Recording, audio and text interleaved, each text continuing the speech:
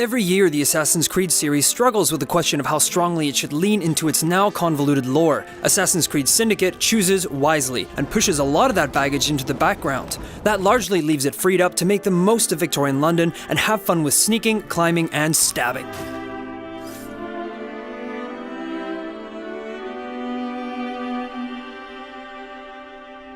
Twin assassins Evie and Jacob Frye are both extremely likable, well-drawn protagonists, and the interaction between the two is laced with a lively sibling rivalry that brings levity to otherwise earnest cutscenes. You can freely switch between Jacob and Evie at most points, with side missions and open-world activities open equally to both. Campaign missions, however, are different, with Jacob taking the lead in the majority of the core assassinations.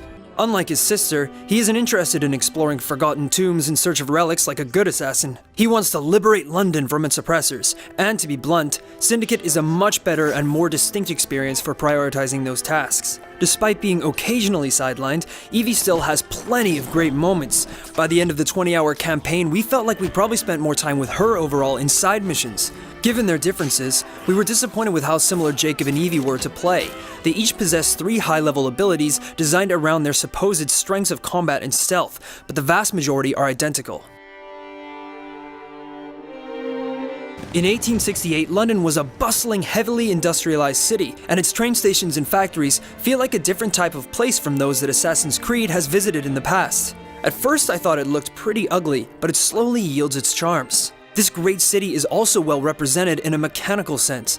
Jacob's effort to free the people from the Templars who control it is accomplished by slowly building up a gang to overthrow them. Most of the activities in the open world outside of the side quests contribute towards chipping away at the enemy, and as a consequence, a lot of the optional activities feel more meaningful and less like filler. The campaign missions achieve something similar, with each target occupying a slightly different sphere of influence, including science, politics, and finance. It effectively conveys the idea of corruption and control being diffused across a complex system.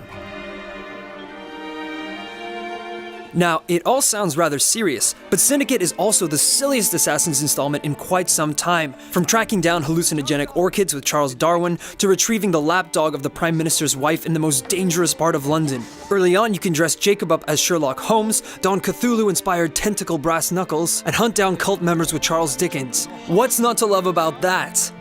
It's Syndicate at its most consistently engaging, eccentric, and playful, which makes the terrible ending all the more baffling. What were they thinking?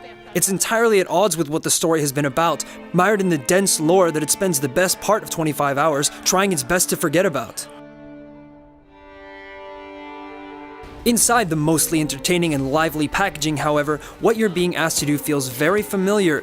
Missions almost always involve the traditional Assassin's Creed staples of stealing items or following, escorting, or killing people. The most prominent new mechanic is the grapple gun, and on the whole, it's well implemented and fun to use. You can't quite glide across the city like Batman, but it allows you to negotiate wider roads and reach London's higher rooftops with ease. When you're on the ground, carriages can be stolen at any time and provide a helpful way to cover more ground, since London is a third bigger than Unity's take on Paris. They're not that exciting though.